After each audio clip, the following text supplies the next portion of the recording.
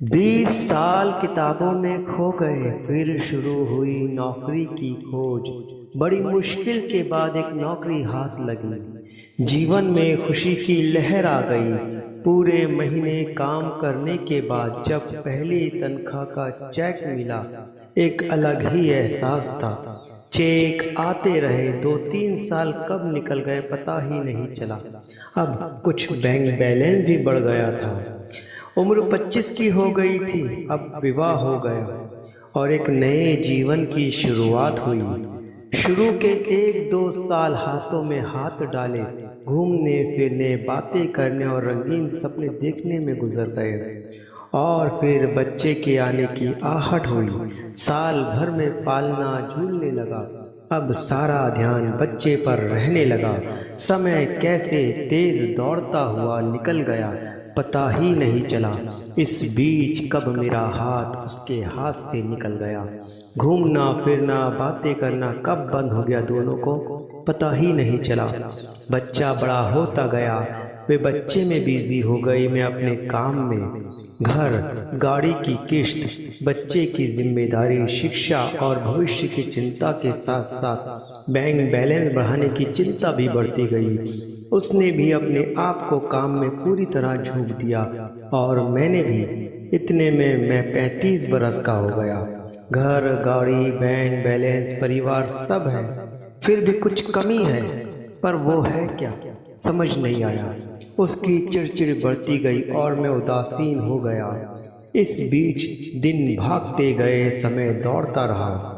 बच्चा कांधे तक आने लगा, कब 10वीं आई और चली गई पता ही नहीं चला। तब तक हम दोनों 40-42 के हो गए। उधर बैंक बैलेंस बढ़ता गया।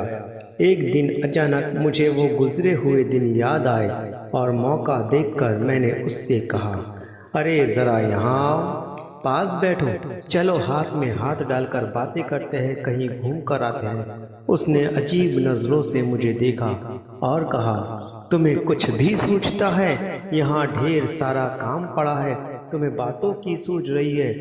एक हल्की सी मुस्कुराहट देते हुए वो वहां से निकल गई। फिर आया 45वां साल। आंखों पर चश्मा लग गया, बालों का काला रंग खोने लगा, दिमाग भी कुछ कुछ भूलने लगा। बेटा कॉलेज में आगे बढ़ रहा था, इधर बैंक बैलेंस बढ़ रहा था। देखते ही देखते बेटे का कॉलेज पूरा हो गया। बेटा नौकरी के लिए परदेश चला गया। बेटे के जाने के गम में वो कुछ खोई खोई सी रहने लगी। उसके बालों का रंग भी उड़ने लगा, कभी कभी दिमाग सा छोड़ने लगा। उसे चश्मा भी लग गया।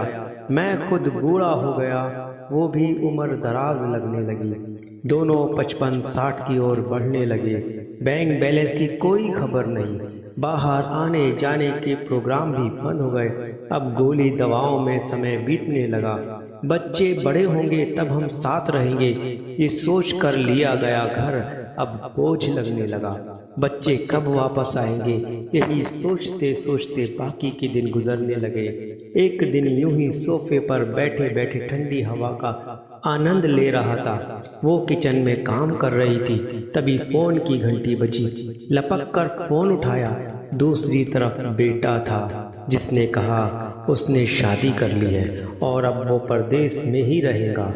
उसने ये भी कहा कि पिताजी आपके बैंक बैलेंस को वृद्धा आश्रम में दे देना और आप भी वहीं रह लेना। कुछ और औपचारिक बातें कहकर बेटे ने फोन रख दिया।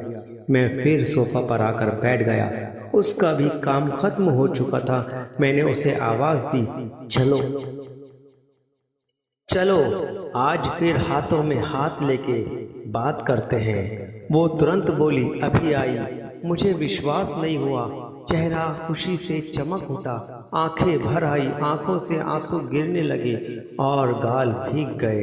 अचानक आंखों की चमक फीकी पड़ गई और उसके पास आने के पहले ही मैं उससे बहुत दूर चला गया हमेशा के लिए। वो मेरे पास आकर बैठ गई। बोलो, क्या बोल रहे थे? लेकिन मैंने कुछ नहीं कहा। उसने मेरा शरीर छू कर देखा, मैं बिल्कुल ठंडा पड़ गया था। उसे कुछ सूझ ही नहीं रहा था क्या करे। फिर उसने एक ठंडी सांस भरी और मेरा हाथ अपने हाथों में लिया और बोली, चलो, कहाँ घूमने चलना है तुम्हें? क्या बातें करनी है तुम्हें? बोलो। ऐसा कहते हुए उसकी आंखें भर आई। वो एकटक मुझे देखती रही। आंखों से आंसू की धारा बहने लगी। मेरा सर उसके कंधे पर गिर गया। ठंडी हवा का झोंका अब भी चल रहा था। क्या यही जिंदगी है?